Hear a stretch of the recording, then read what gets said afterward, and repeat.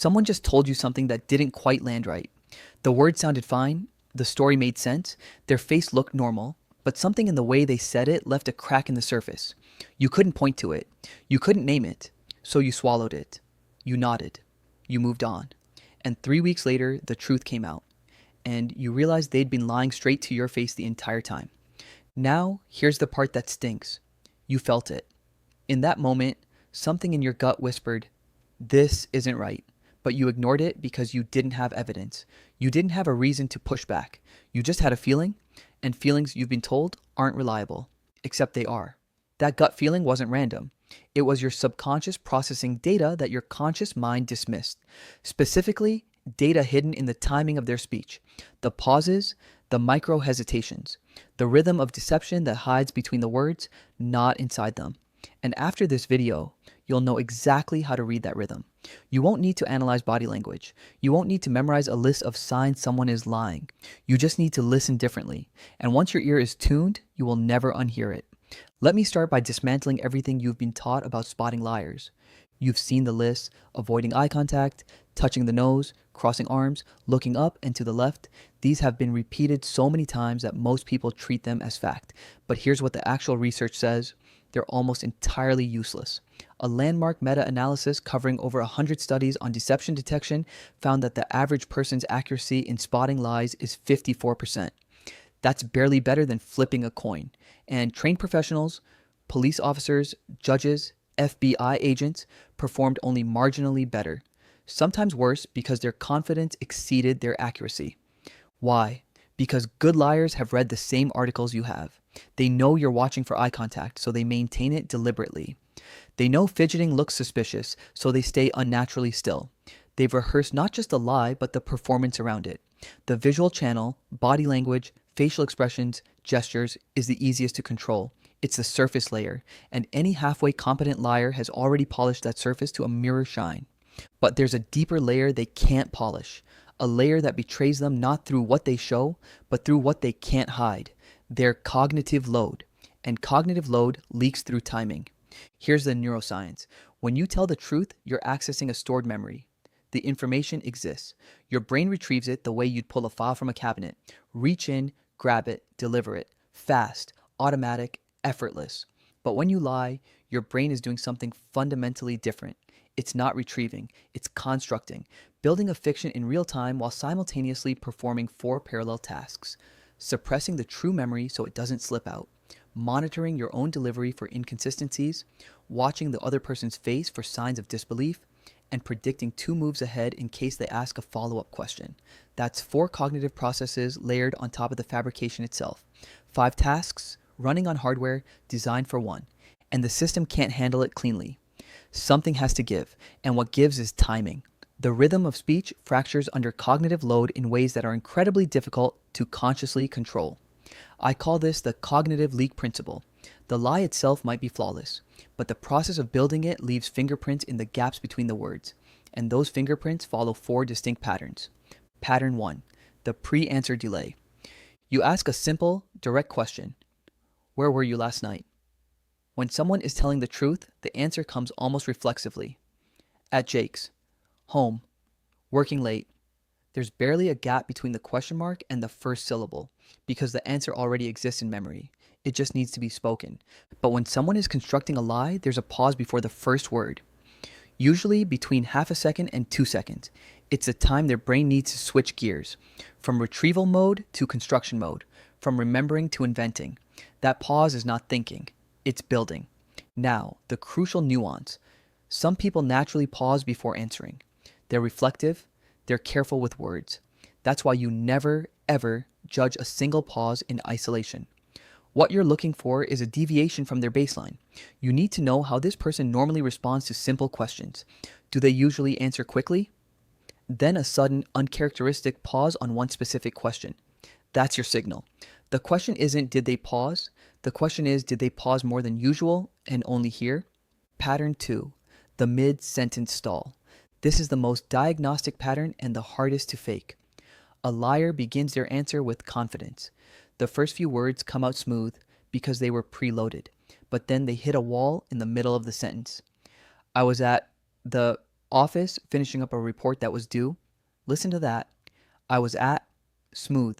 Then, the, a micro stall, a half-second buffer. That's the brain buffering in real time. They started talking before the full lie was assembled, and now the back half is being built while the front half is already out of their mouth. Truth flows like water. Lies flow like someone reading a teleprompter that's loading one line at a time. The delivery isn't broken in a dramatic way, it's broken in micro stutters, tiny speed changes, half-syllable hesitations that your conscious mind skips right over, but your subconscious catches, which is exactly why you get that something felt off feeling without being able to articulate what. Your gut isn't magic. It's your pattern recognition system processing temporal data that your analytical mind didn't think to examine. Pattern 3, the over-detailed fill. This pattern is the inverse of a pause, but it's produced by the same cognitive pressure. Instead of going silent when the load gets heavy, some liars flood the space with unnecessary detail. I was at the grocery store, the one on 5th Street, not the one by the freeway. I was picking up milk because we ran out on Tuesday. Remember I mentioned that?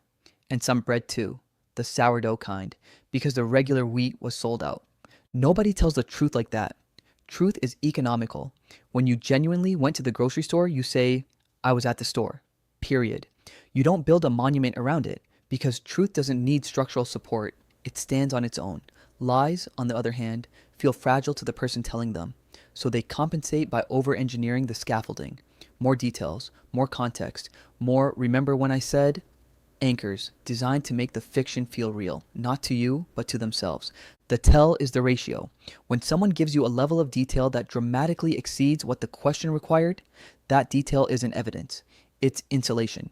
They're wrapping the lie in so many layers that they hope you won't dig to the center. Pattern 4, the echo stall. This is the subtlest of the 4, and once you know it, you'll hear it everywhere. You ask a question. Instead of answering, the person repeats part of the question back to you. Where did you go after dinner? Where did I go after dinner? I went to the gym. That echo is not comprehension. They heard you perfectly well. That echo is a stalling mechanism, a verbal placeholder that buys the brain an extra 1 to 2 seconds of construction time. It's the cognitive equivalent of a loading screen. Please wait while your lie is being generated. Truth tellers almost never echo the question because the answer is already loaded and ready to fire. The echo appears specifically when the brain needs more time, either because the lie hasn't been built yet or because the question was unexpected and the prepared story doesn't cover this angle. Both scenarios signal that what comes after the echo was assembled in real time, not retrieved from memory. Now, here's the most important thing I'm going to say in this entire video. Please hear this clearly. These 4 patterns are not proof that someone is lying. They are indicators of elevated cognitive load. An elevated cognitive load can be caused by deception, but it can also be caused by nervousness, embarrassment, genuine difficulty recalling something, social anxiety, or even the fear of being falsely accused. If someone pauses before answering, "Where were you last night?" it could be because they're lying, or it could be because they were somewhere embarrassing, or because they genuinely can't remember and they're trying to piece it together. This system is not a lie detector. It is a lie radar. It tells you where to pay attention, not what to conclude. The power is in calibration over time, not accusation in the moment. You learn someone's speech patterns, their normal speed, their natural pause frequency, their typical level of detail, and when that pattern breaks specifically, consistently, on one topic, that's your cue to dig deeper, not to accuse, to ask one more question, to watch more carefully, to trust the signal without overreacting to it. The person who uses this system well doesn't become paranoid. They become perceptive. There's a critical difference. Paranoia assumes everyone is lying. Perception notices when the rhythm changes and asks, why? Now let me tell you what changes when you start listening this way. Most people walk through life processing conversations at the content level. They hear the words, they evaluate the story, they decide if the facts make sense, but they completely miss the delivery layer, the timing, the rhythm, the architecture of how the words are assembled. It's like reading a book but ignoring the font, the spacing, the page layout. The words might say one thing, but the way they're arranged on the page tells you something else entirely. Once you start listening at the delivery level, conversations become three-dimensional. You hear what someone is saying and how they're building it simultaneously. You notice the sentence that came out too fast, rehearsed, prepackaged, delivered without the natural micropauses of spontaneous speech. You notice the sentence that came out too slow, constructed on the spot, loaded with hesitations that weren't there 30 seconds ago.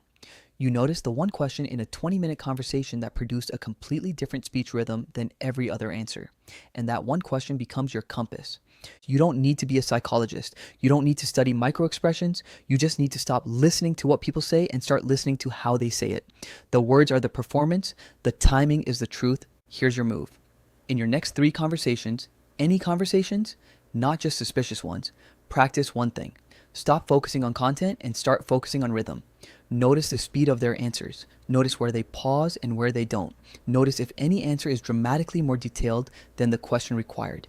Notice if they echo your question before responding. You're not interrogating anyone. You're calibrating your ear. And once that ear is calibrated, you won't need anyone to tell you when something is off. You'll hear it yourself, in the space between the words where liars can't hide. If you're done taking words at face value and ready to hear what people are really telling you, type, "I hear the gaps" in the comments. Let me see how many of us are ready to stop listening to the performance and start listening to the architecture. I'll see you in the next one.